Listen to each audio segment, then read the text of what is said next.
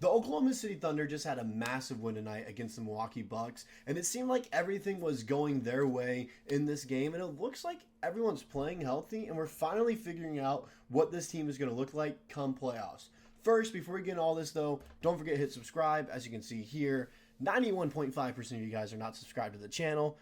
8.6% of you guys coming back. Hey, love you. Y'all real ones, for real. But if you love the content, you keep coming back for more, and you watch all these videos and everything, just hit that subscribe button. It's real simple. It's free to do and everything. You don't got to pay any kind of money for it. It just shows how much, you support the channel and everything, and it's the best way to keep up to date with all your Oklahoma City Thunder news, along with just supporting the channel and everything. So this time, if you haven't yet already, go ahead and hit that subscribe button. Now, we'll get into the video and everything. The Oklahoma City Thunder tonight just had a massive win against the Milwaukee Bucks, and I just gotta say, it was a huge team win for the Thunder, because not only did the starters play well, there were also bench players that played well, during the game as well. Some of them didn't really score and everything. I'm gonna be honest, there wasn't a lot of scoring off our bench, but we did have a few players break out, and we'll get into those players later on and everything. But the starting lineup did their job tonight without Josh Giddey, who I haven't heard anything about it or anything. I don't know if he's injured, if it's just personal. I don't know what's going on with Josh Giddey, why he didn't play tonight. Just kind of out of the blue that he wasn't in the lineup tonight. And so, but you look at the stats and everything from the starting lineup, Gordon Hayward in his place, but you look at it, Shai Gilgeous-Alexander once again leading the way for this team. Didn't get his usual 31 points like he usually does, but 23 points was enough to get the job done tonight. As you can see here, he shot 7 of 21 from the field, 0 for 7 from 3. So it wasn't a good night shooting from behind the arc for him, but he did what he usually does, got to the line, went 9 for 9 from the free throw line, and that 7 from 21 from the field was just enough. 33% from the field isn't great, but when you're like SGA and you can carry this load and everything and you distract so much of the defense, you can live with 23 points and shooting 33%. Then you also have a guy like Chet Holmgren, who went 9 for 13 from the field, 1 for 4 from 3, 3 for 3 from the line, 9 rebounds, and finished with 22 points in the game, which are huge numbers. So that's huge. I think that was kind of like the second X factor that we had and everything, second key player for tonight. Because, even though Shai had 23 points, he didn't really play all that well. I think Chet Holmgren was one of our better players tonight. I think he's the second best player. We'll get into who I thought was the best player tonight later. Also, J-Dub with 17 points. Solid, serviceable, 7 for 12 from the field as well. That's good.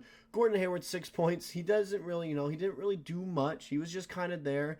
He got us some boards, got us some assists and everything. But, like I said, he was kind of just there. Didn't do a whole lot. Dort, same, 11 points. But, we use him for defense and everything. And so the starters did what they needed to do and everything. But it comes down to the bench. It comes down to how the bench plays. And, of course, we played a Bucks team without Giannis and everything. Yeah, that kind of, it doesn't look as good, but a win's a win at this point. And the bench played well against the Bucks bench as well. You had Lenny Wallace III, who came back from after playing a game for the Oklahoma City Blue. But we're going to look at Aaron Wiggins here. If you look here at the bottom, he had 19 points off the bench. 8 for 12 from the field, 1 for 2 from behind the arc. It was a generational game from Aaron Wiggins, and when I was looking, throughout Thunder Twitter and everything, during the game, after the game, I think I saw 100+ Aaron Wiggins saved basketball tweets. That's how good of a game he had and everything. I saw people say that this was a generational performance, or saying that he will be an all-star eventually in this league if he keeps this up, and I can kind of agree with that to an extent, where if he does get the chance to shine, he could be an all-star because of his scoring capabilities. But I think that was kind of like, the X factor. I think he was our best player tonight, especially coming off the bench in 24 minutes, 19 points.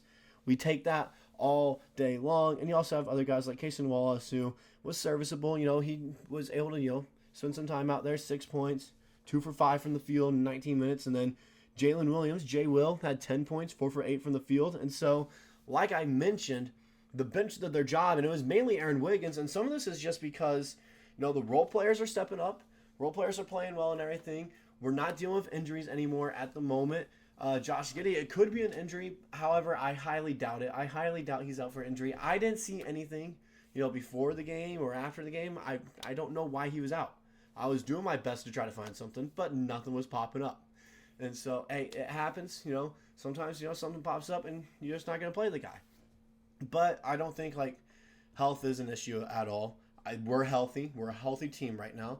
The role players are stepping up. We're figuring out how deep we are for the playoffs, which is great, I think, which is what we were kind of struggling to find out for these last few games. I think we've almost, I think we solidified. I think we solidified who is, what the rotation is come playoff time. Then I also want to bring up our shooting numbers and everything. From the field, almost 53%, which is a very good number.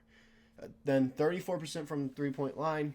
Wish we could have got that 40 so we can get that 50-40-90 split, but it just wasn't a great, shooting night from behind the arc for this Thunder team, especially with Shai going 0 for 7 from behind the arc. Doesn't really help out the team that much, but 90% from the line, only missed 2 free throws the entire game. When you have stats like that and everything, have numbers like that, of course you're going to win games all the time. Now you're probably wondering, why are we talking about this win so much? What is so important about this win? And I know this is what you guys are wondering. What does it mean? Right? Bryson, come on. Just spill it out and everything. What does this win mean for the Oklahoma City Thunder and for us as fans and everything?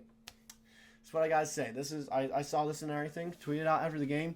Oklahoma City Thunder are the number 1 seed in the West with 1 game left to play. And if you guys know this game, it's a pretty big game coming up against the Dallas Mavericks. Probably one of the bigger games of the year that we have. We win that game, I think we for sure clinch the number 1 seed in the Western Conference. Don't know if that's completely true, but I think with logic and everything, I think that's how it'd be if we win this game. And so it's kind of huge, but you also want to know, who would we potentially play as number 1 seed?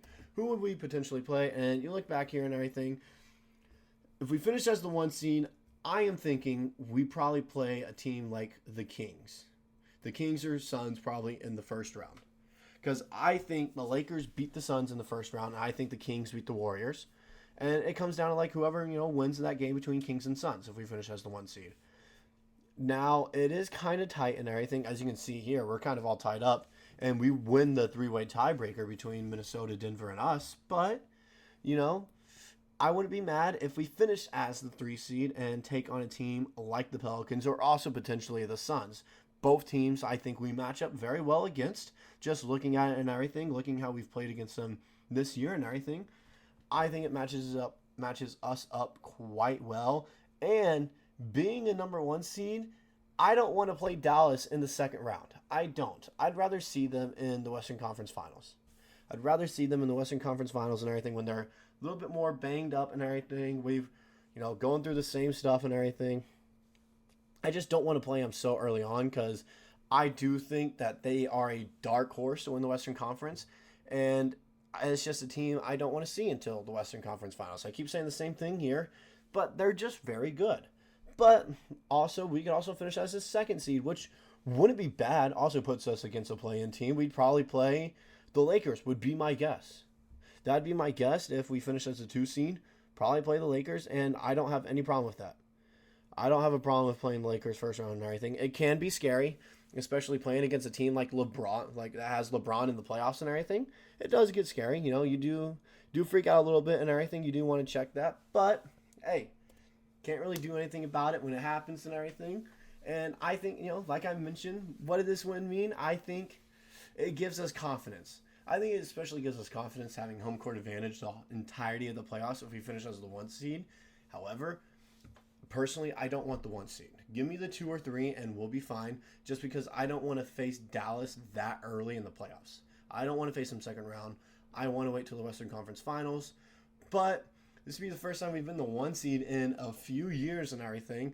I don't know the exact date. My best guess would be 2015 would be my best guess when we were the 1 seed the last time. And so, like I mentioned, it's just a big win. It gives us a bunch of confidence and everything. That's what the win means. And it also puts us right there. We control our own destiny to, finish as the regular season champions of the Western Conference and everything. Finish in that number 1 seed. It would look nice. It'd be pretty and everything.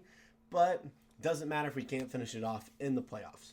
Once again, we're at the end of the video. If you stayed this long, hit the subscribe button. You already stayed this long, you might as well hit that subscribe button so you can keep on coming back and watching more videos.